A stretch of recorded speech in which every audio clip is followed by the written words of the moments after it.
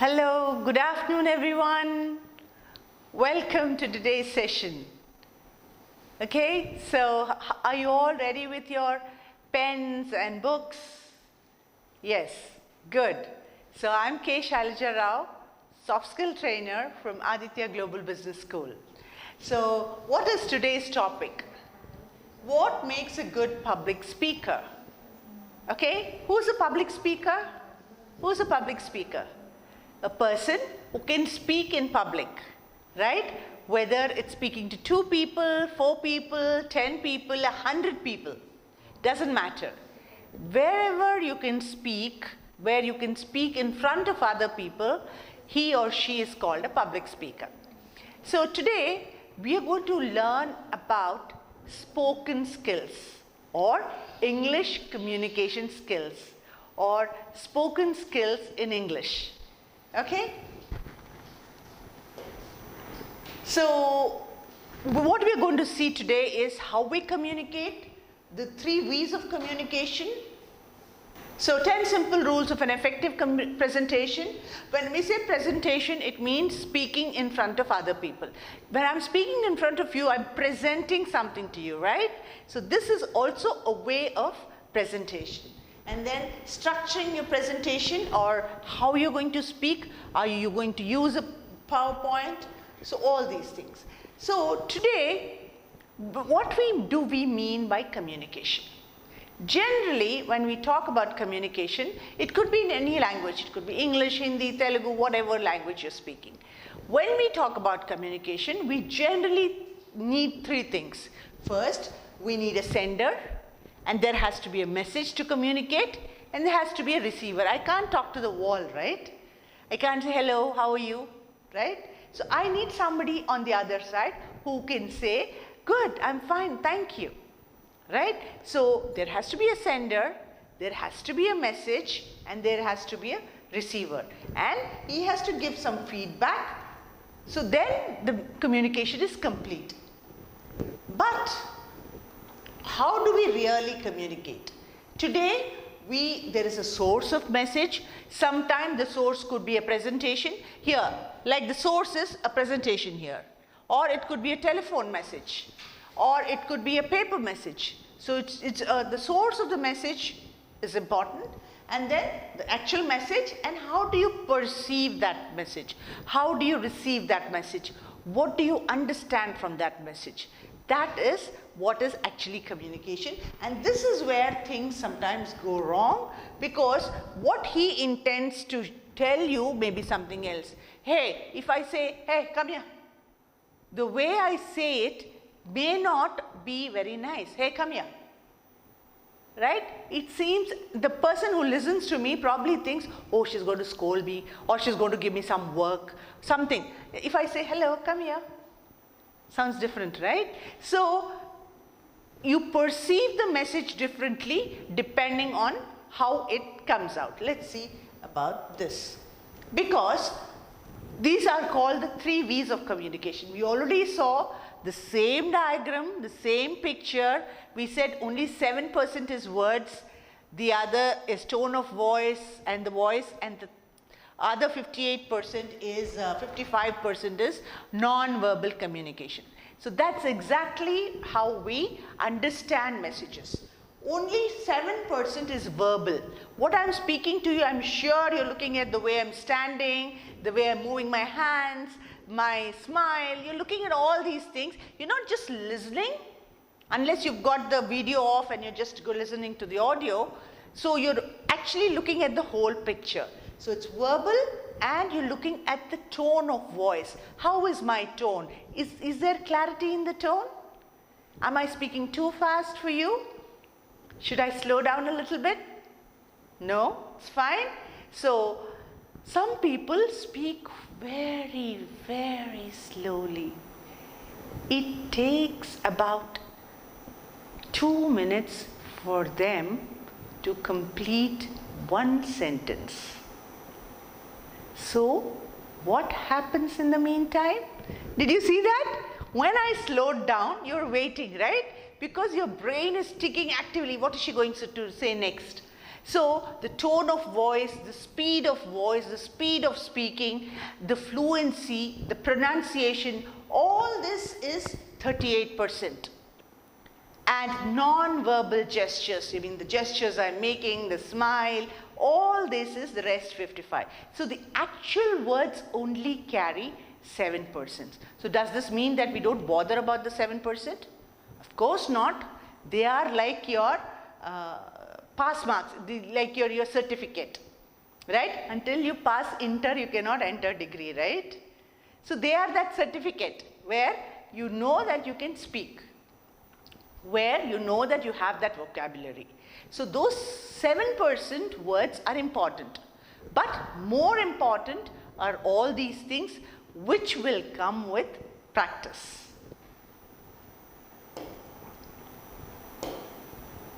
So effective speaking. So when we talk about speaking skills, do I mean only speaking in front of a large crowd? Do I mean only speaking on stage?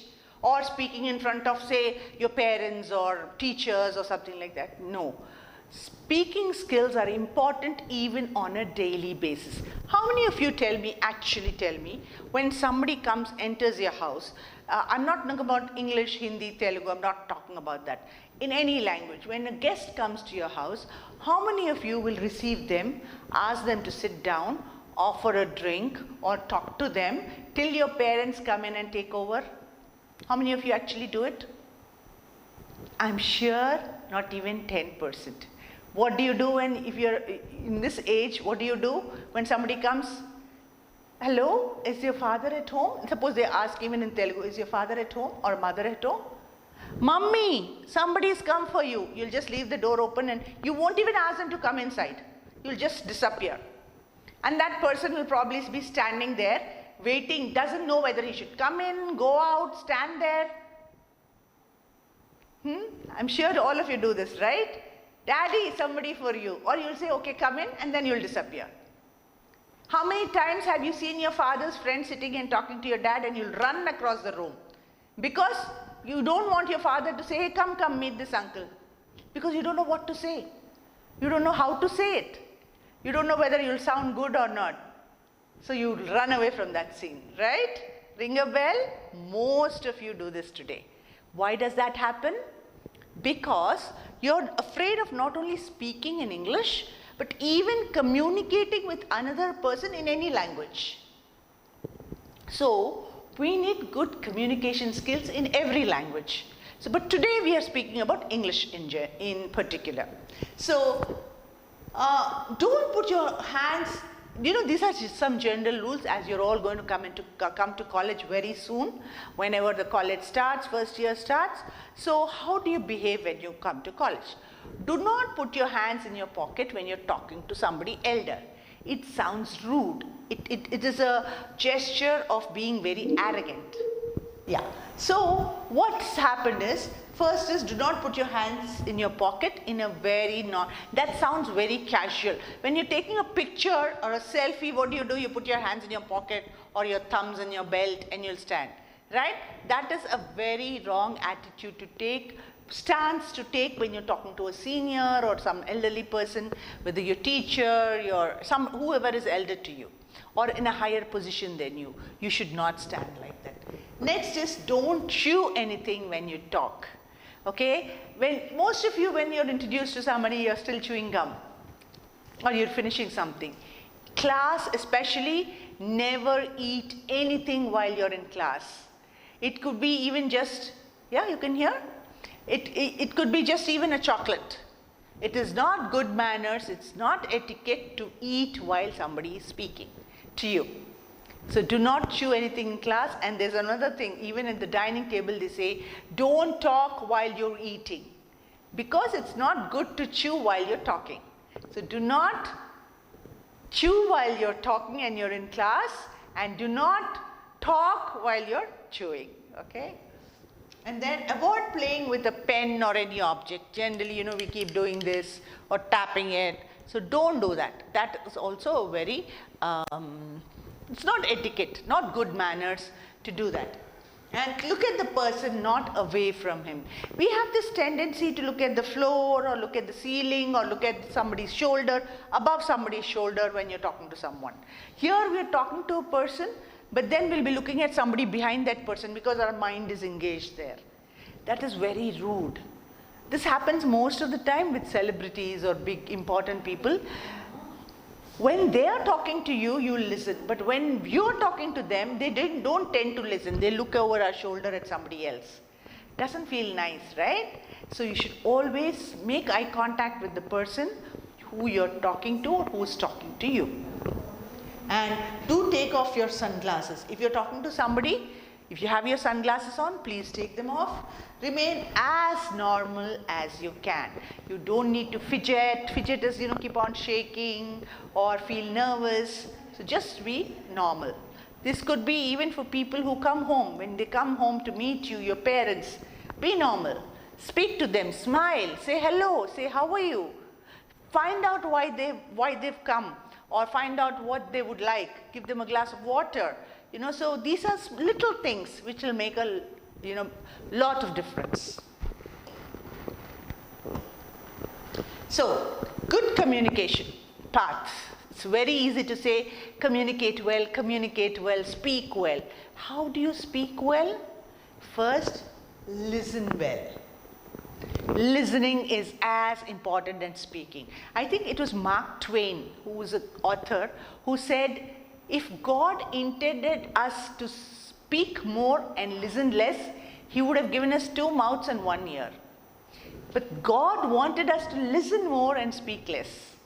So He gave us 2 ears and only 1 mouth to speak. True, right? But what do we do all the time? Yap, yap, yap, yap. The moment the teacher goes out of the class, and the moment you find your friend, you don't even listen to each other. So listening is very important if you have to become a good speaker. All good speakers are good listeners first. So listen, understand before speaking. Before you answer, think what the other person said. Try to understand and then give the answer. Speak to be understood. And when you speak, do not speak in a hurry. Do not speak in riddles. Do not use complicated words. Speak in simple words with simple English so that even the other person understands you. Okay? So you should understand what the other person is saying, and the other person should understand what you are saying. Generally, we have this in interviews. As you come into the final year, second year, you'll know interviews, we have called something called the Versant Round. Versant Round is a test conducted by generally BPOs and things like that, where today we are living in a global world, right? Global village it's called. So you're talking to people from America, England, Germany and all that. So you have to be able to understand their, what should I say, accent, or the way they pronounce those words. You should understand their way of speaking. So you have to listen to something and then you have to give an answer. So if you succeed in listening carefully and give the correct reply, then you're selected for that particular job. So understanding and listening carefully listening carefully first and then understanding is very important. And then seek understanding before proceeding. Generally, when somebody asks you a question, generally we prepare students to say, as soon as you enter, for an interview I'm saying, greet the interviewer and say, generally the first question is, tell me about yourself. So tell your name and introduce yourself. So students are so nervous when they go for the interview. They'll go right in, hello, Mr. Suresh, please sit down. Now tell me, where are you studying? He will say, my name is so-and-so, I am doing BBA. He has not heard the question properly. Immediately he will go into his own prepared answer.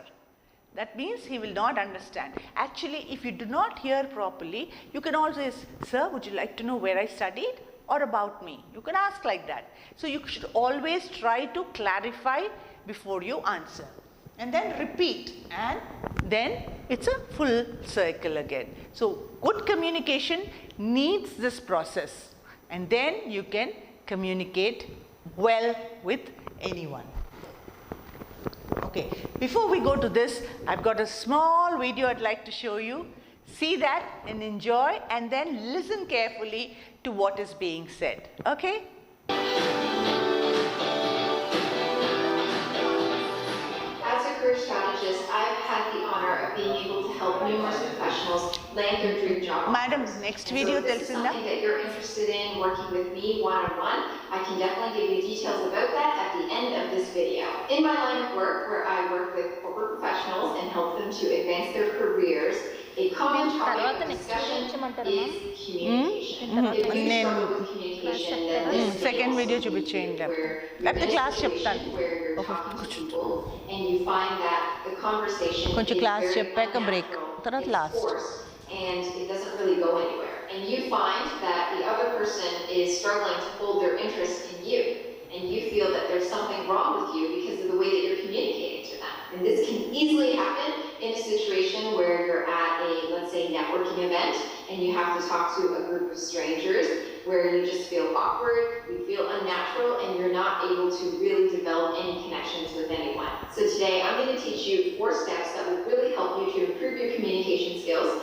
whether you're in a social setting or in a professional setting, and so that you can feel more confident and at ease. Step number 1, listen intently. Now I know what you're thinking.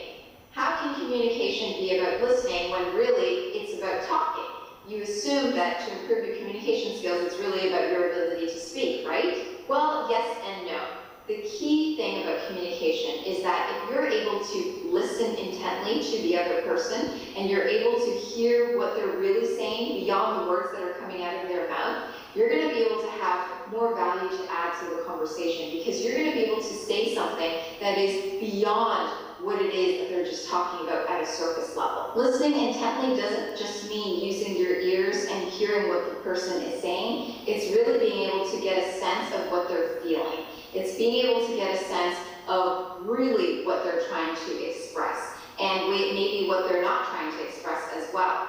So it's really about using your intuition as well, being able to read a person, hear the words that are coming out of their mouth, but also hear what it is that they're really trying to mean when they're talking about that. And whenever you can really do this exercise where you're really extending yourself in a way that you're really listening and paying attention to someone, they can feel that off of you, and automatically they feel that you're more engaged with them, and they're more likely to share and to talk to you and to feel comfortable around you. And that is a key part to being a good communicator. Step number 2, respond with phrases that relate to what that person is talking about.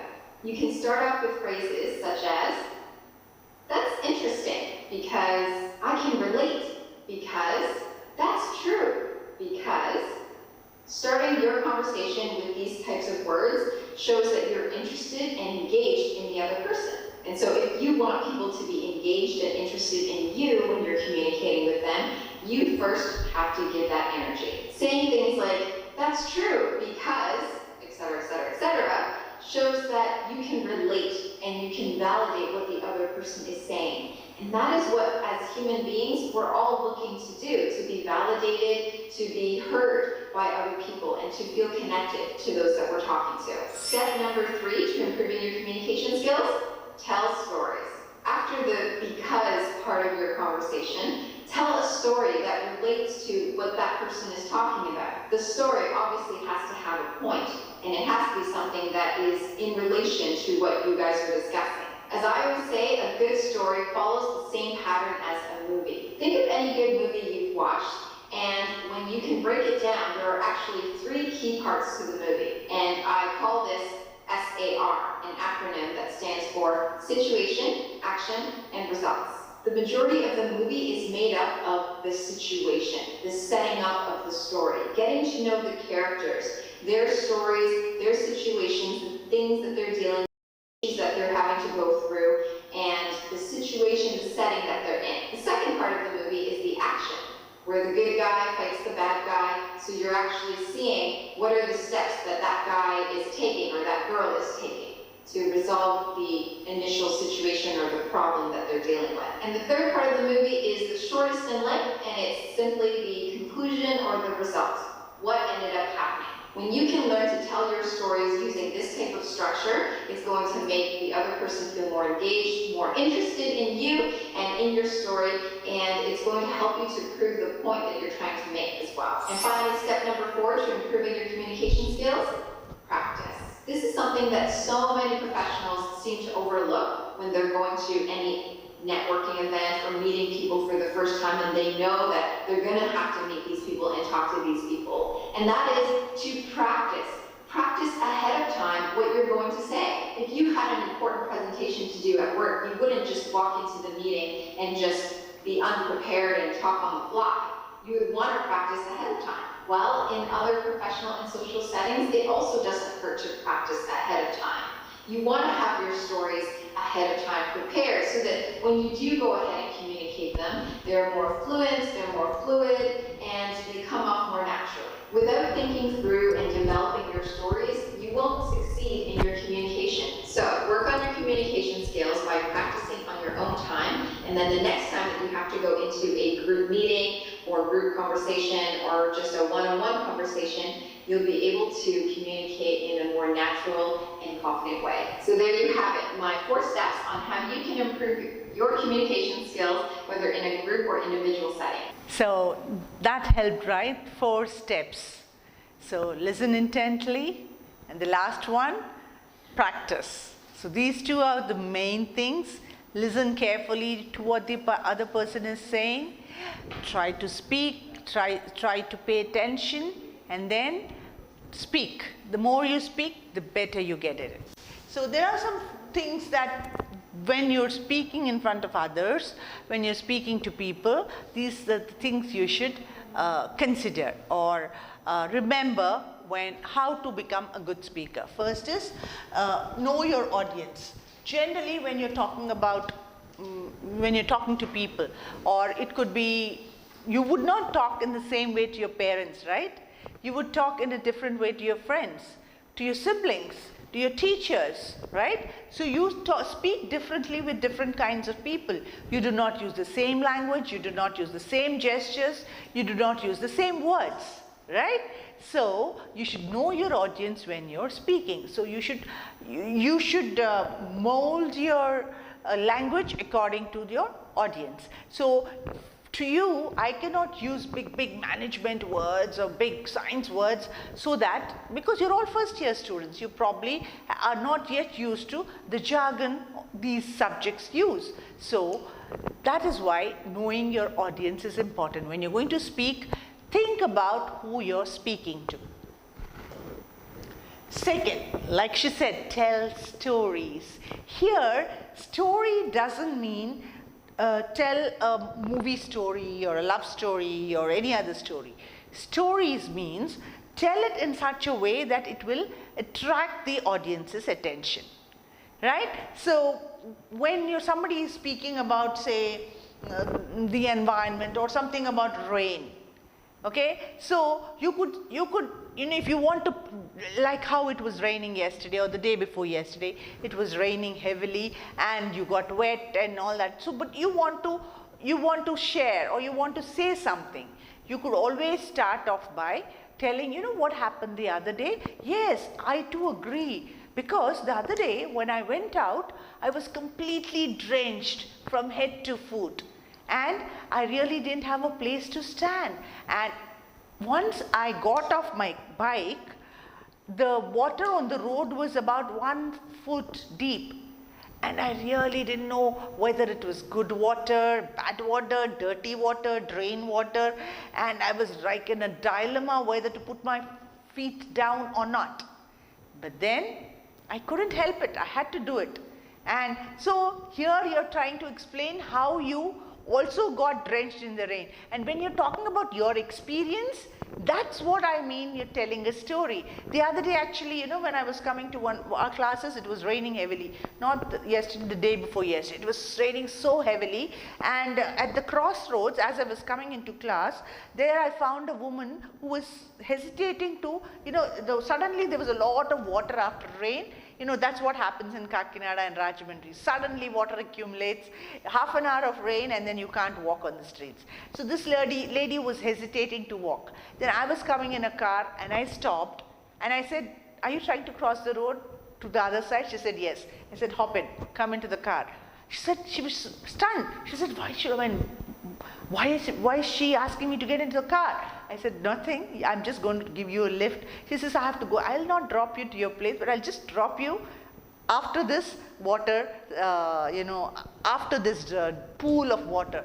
So I just took her across the road, dropped her off. She was so thankful because she did not get her feet wet. So that is how bad the drainage system in Kakinada is. I could give this example. How did I give that example? By telling a story, right? So you were all listening what happened to that lady and why I gave her a lift, right? So that is what we mean by tell stories when you're talking about always give for example. You know what happened to me the other day? Because people love to listen to stories, to your experiences. Keep it short and simple, stupid. So that's what they say. Keep it short and simple, stupid. So it is actually keep it short and simple. That is always, whenever you're speaking, don't try to speak in big words or lengthy sentences. Whenever you're making a lengthy sentence, there are chances that you could go wrong. So keep your sentences short and full stop after every sentence. So much easier. So much easier. 3 words, 1 sentence, right?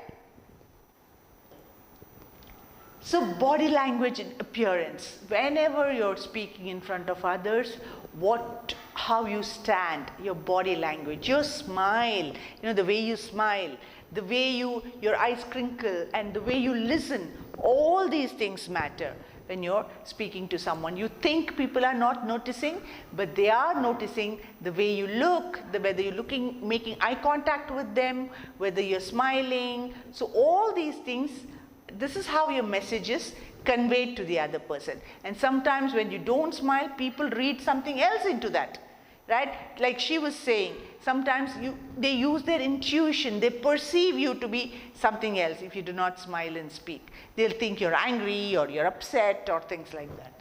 So always have an open body and open attitude. This is closed body and closed attitude. Defensive standing position. So 5th one, rapport. That is, always try to build a rapport. O-R-T is silent here. Rapport means trying to establish a connection with the other person. So whenever you speak, the other person should feel as if you're talking only to him or her. Even, when Narendra Modi is addressing thousands of people, when he's speaking, don't you feel that he's telling this point just for us? Just for me, he's making this point. He's talking about us, right? That is rapport building. That is how they make you feel when they speak, with emotion, with feeling. That rapport you should be able to build with the other person when you speak. Give respect and take respect. Connect, listen, mirror. Vary your delivery in the sense that if you speak at one flat rate, actually English is a very sing-song language. In the sense that, there are points where you stress on some words and there are places where you do not pronounce those words so strongly. So there is a stressed, voice and stress on the syllable, and some syllables are unstressed. So you should know where to stress, where to unstress. At the end of this class, I actually have a very good exercise for you, that is imitation. That is speaking along with the speaker or repeating what the speaker has just said. Try it out. Don't feel shy. Repeat and you will understand what I mean. Because the way you say words may not be the right way. So you learn from others how to speak the correct way, pronounce the correct way. So you should have a proper, good pitch, good rate of speech, good articulation, and your voice should reach the other end. Okay? And then be sincere. That is, whatever you say, you believe in it, then the other person will believe in it. So be sincere to your words. Whatever you're saying, say it sincerely, and people will appreciate that. People will listen to you. They will know when you're faking something. That is when you're lying about something, or when you're not talking truthfully. They will understand. You think people may not know, but they will know. So speak sincerely. That's why, whenever these netas are speaking, politicians are speaking, they speak so sincerely that we all believe them. But after 1 year, we realize that they were just trying to act in front of the mics. But then that's their sincerity. But we should be sincere in whatever we say. Avoid distracting visual, verbals and vocals. Whenever you're speaking, that's why, when you go for interviews, or when you're going to meet some person, we say don't wear gaudy clothes. Don't wear jingling kind of jewelry, because these are distracting.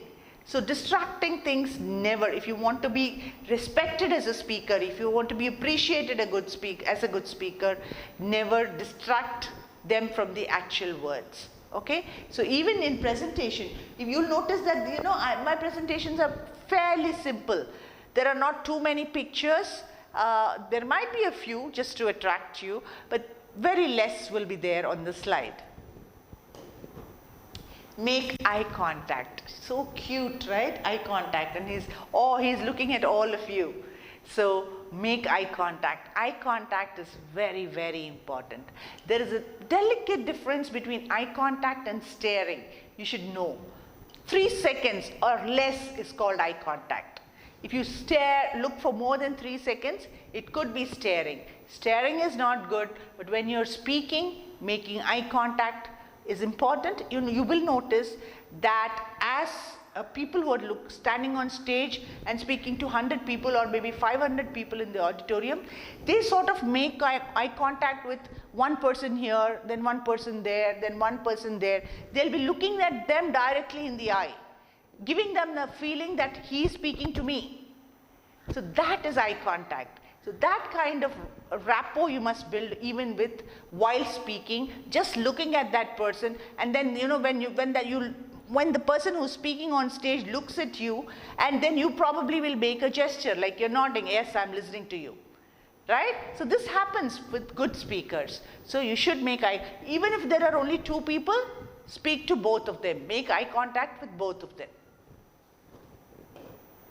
And be prepared. Practice, practice, practice.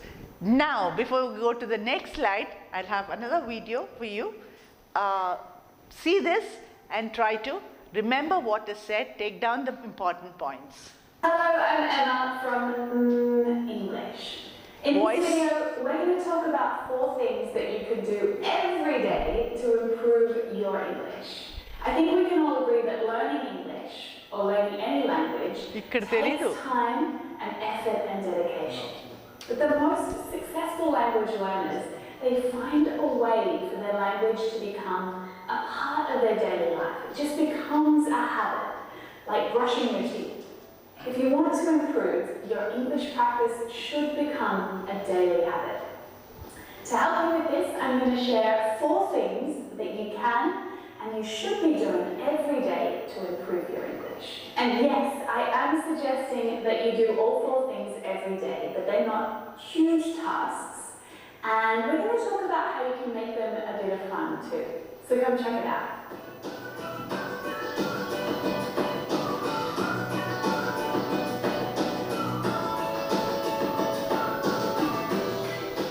Before I share these 4 things that you should be doing every day, I want to thank our friends Lingoda, who've partnered with us. Fast forward. In particular, I'm going to share how the Lingoda Language Sprint offers you daily English lessons plus up to 100% risk. When I decide to do something, I like to go hard, and that is exactly what the Super Sprint demands of me. English classes every day. You can register for the Sprint promotion right now. But registrations close on the 24th of March. The link is in the description below, and if you use this code, JOIN1, you'll get 10 euros off your deposit. So the very first thing on my list is pronunciation. Yes, you should be practicing your pronunciation every day. And it's not to try and get rid of your accent, but to make it clear enough that others can comfortably understand you when you speak. I can't tell you the number of advanced English students I've had who've had amazing grammar and vocabulary skills, but so much trouble communicating because their accent makes it quite challenging for others to understand them. So of course, all of this affects smooth, positive, comfortable conversation. And depending on where you learned English, your teacher may not have focused on pronunciation. It may not have been the priority at the time. You see, if you learned English at school, your teacher's main aim was probably to get you high marks in your exam. Pronunciation was probably not their focus at that time. But in the real world, when you're using English to speak with other people, your pronunciation, your fluency when you speak, it's so incredibly important.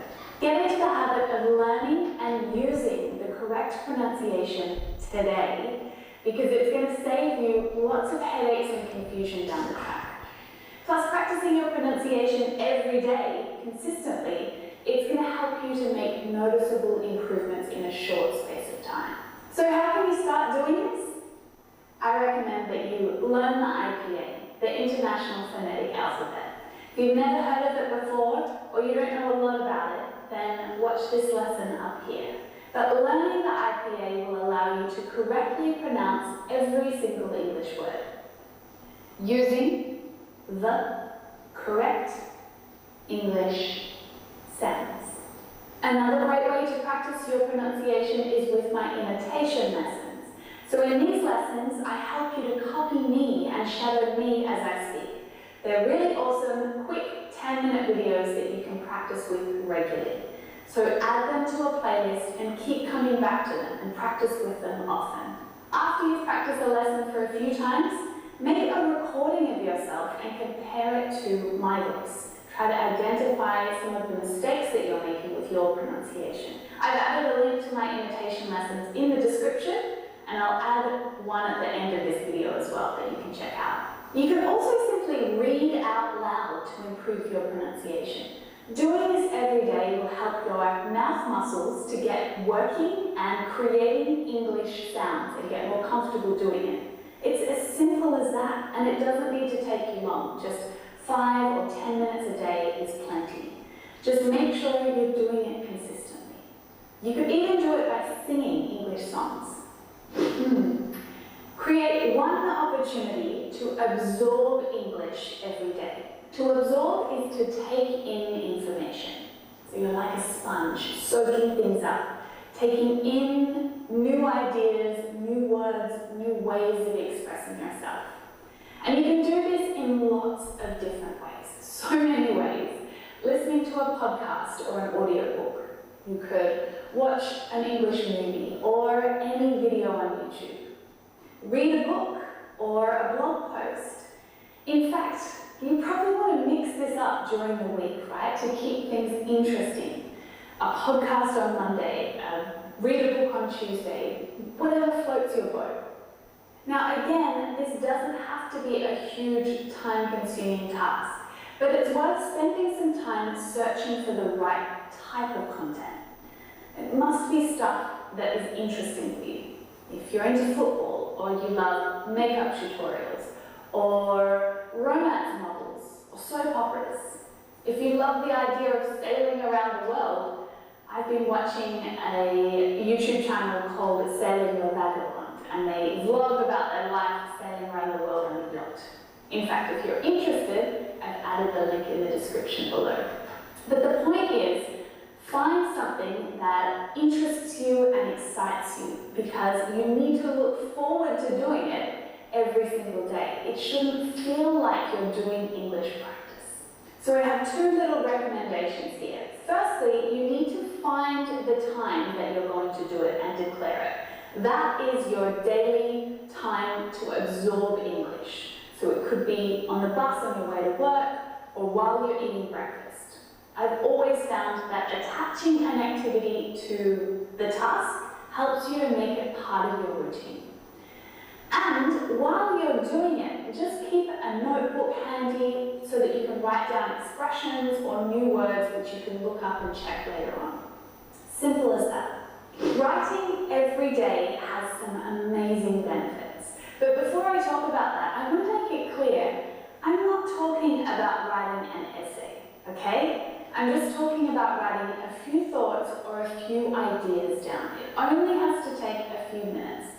And nobody ever has to see it. It's just for you. So there's a few reasons why writing every day is an excellent habit to get into. It helps your vocabulary to stick. Writing is one of the best ways to recall new words and expressions that you've come across. When so many of my students have asked me, what is the best way to remember vocabulary? This is my recommendation. As you're reading or watching TV shows or books, you come across new ideas and words and you write them down. But then you start to use them yourself. You think of sentences and your own ideas about how to use these words. That way, you're producing your own sentences rather than just listening to other people's, and it helps it to stick in your mind. And then you can improve it. Once you've written something, you can do so much with it. You can copy-paste it into a grammar checker like Grammarly to help you to identify some of the errors that you're making. So Grammarly is free to use. I've included a link in the description below because it's awesome. It helps you to see the mistakes that you're making. Like maybe you're using the wrong preposition, or you don't need to use an article when you've written one. So I really recommend that you take a look to help you see and realize the mistakes that you're making. And you can also review your own work. Once you've finished writing, leave it for a few days or a few weeks, come back to it. See if you can make any improvements, or if you can use a thesaurus to look up synonyms and replace some of the words with more advanced ones. These are just a few ideas, but getting into a daily writing practice creates so many opportunities for you to apply what you've learned or what you've seen or what you've experienced in English, and then review it and improve it. Lastly, join an English discussion about stuff that interests you. Now this sounds serious and may be complicated, but it's not, I promise. I'm just talking about joining an active group or online community where there are people interacting. They're sharing their ideas, they're giving opinions, and you're able to respond. So you can comment and actually be part of the discussion as it happens. Now this could be in person, but it can easily be as part of an online community. Plus, that makes it even easier to create a daily habit around it, because it's simply about checking in and seeing what everyone else has been talking about and giving your 2 cents worth. So how do you find these places? It takes a little work. You can't just Google cooking and join the first group that you find.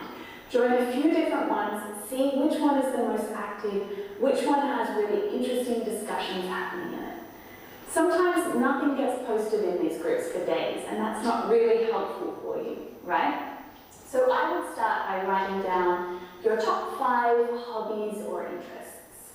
Don't start with English language. What else are you into? Are you into politics or yoga or marketing, photography, sports? I mean, you probably already follow people or are part of groups that are like this. So all you need to do is commit to checking in once a day and write a comment. It's not more complicated than that. If someone shared something and they're asking for opinions, don't keep scrolling. It's an opportunity for you to share, so stop. Think of a way that you can contribute. Now I'm going to add some great, really active and interesting groups in the description below, just to give you a few ideas of what I'm talking about. But I want to know if you're already part of some lively Facebook groups or other online communities. What kinds of things do you discuss? And do you ever contribute? So if you can bring those 4 things into your daily routine in some way, you will absolutely, without a doubt, improve your English. Remember that it takes a little bit of time to create good habits. It's not as simple as deciding you're going to do it. So I've got a couple of extra tips to help you get started. Do your research first. Find a blog or a TV series that will keep you interested so you don't have to look for something to do, okay? Give yourself a week or so to find the right type of community to join and be part of the discussions with. Then, create a regular schedule to help you get started. And really, I just mean decide when you're going to do these 4 things. So for example, pronunciation practice might be in the bathroom for 5 to 10 minutes every morning as you're getting ready for work. Then listening to your favorite podcast on your way to work and you're writing down your words on the bus. On your lunch break might be the time to check a Facebook group and write a group comment.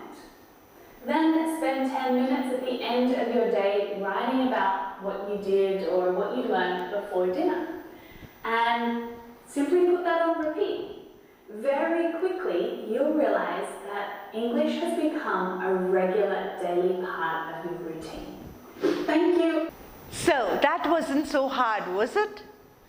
The tips she gave us were simple and easy to practice. So the best thing is that these are all doable things. It's not something that only a few people can do. The thing is, if you want to become better at any language, if not English, any language, you have to follow these tips. These tips work for everything.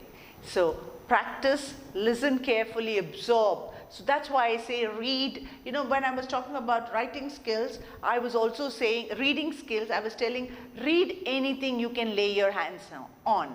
Read the newspaper, read articles, read your sister's English textbooks, read novels, read comics, read even yesterday's paper, doesn't matter.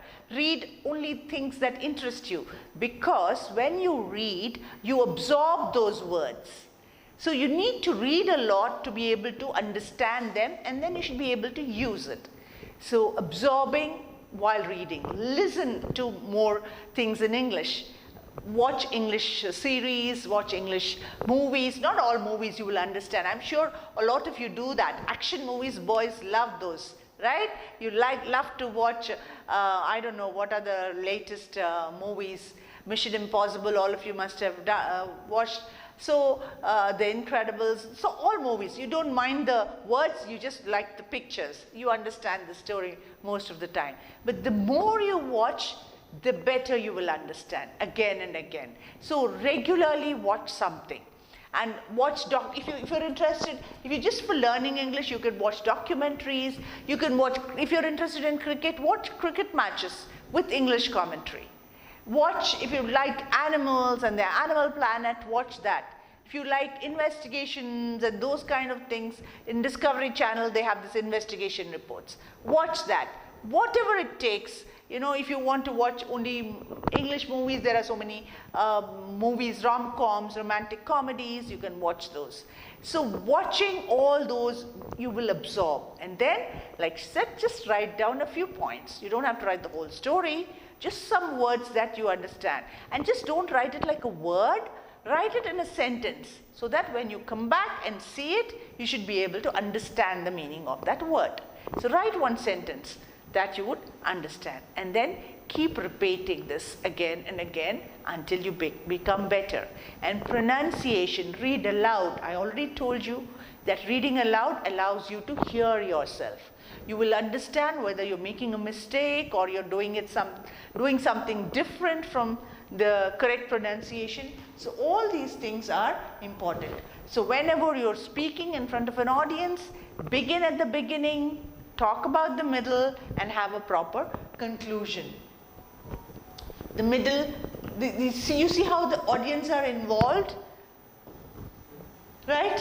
I hope this class was not like this, where everybody fell asleep. The middle should also have important ideas, and then the end should be, you know, it should be when you're speaking to someone, when you're ending it, it should be like a comedian. When a stand-up comedies, all of you may be listening or, you know, watching some comedy shows, at the end of the show, when the comedian walks out, you're all still smiling, right?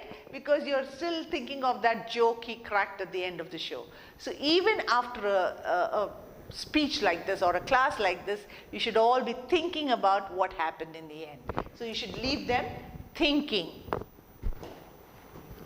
So these are all some of the important points that you should remember while you're speaking to others, while you're giving a speech, whether it's public speaking, lots of people, just one-on-one, or one to a few. These are the things you must always remember. And before I go away, we have another 5 minutes. I'm going to put you on another video where you practice with Emma. Okay? Maybe my pronunciation is not exactly what it should be. I'm not a native English speaker. That means I was not born in England, and so I'm not a native English speaker. English for me too was a second language, is a second language. So there might be a slight difference in my pronunciation. So the best way is to learn from the best. So let's learn some English pronunciation before we sign off from Emma. So let's have the last video, please. So this video will go on till the end, and just practice, say those words aloud with her. Okay? Don't feel shy, don't worry who's watching, just repeat those words. Sounds and patterns of English, and trains you to make those same sounds yourself. You're training your mouth with your ears. So you're listening to the sounds. And you're not training your mouth with your eyes by reading and guessing the pronunciation of words. You are training, will be a pause after each one. This is where you'll need to copy exactly what I've said. Listen for my pronunciation, the stress, the pause, the intonation, and then you'll need to copy it exactly. You can do this step as many times as you need to before you move on to step number 3. Then the bigger challenge is for you to shadow me, which is to copy everything that I'm saying again, but this time you won't have any text on the screen. You're just listening to the words that I'm saying. Now it might be a little bit tricky, especially the first time, because you'll be listening to me and speaking at the same time. So it might take you a few times to get comfortable doing it. And remember that you might not understand everything that's being said as I'm saying it. But that's not the point of this training. We're not testing your understanding of English.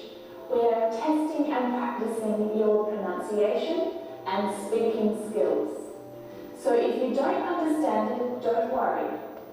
But do it again and again and again until the sounds that you are making sound very similar to the ones that I'm making in the video.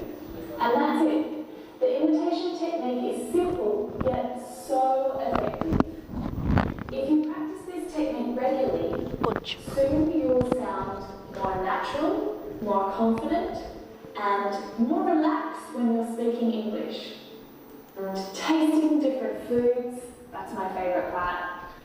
To date, I think I've visited about 22 different countries, but there are so many more places on my list.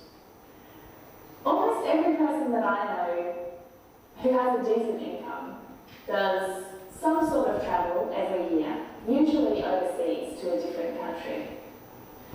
In my opinion, travelling overseas and to different countries makes us more accepting of each other's differences and teaches us respect for different cultures, traditions, and beliefs.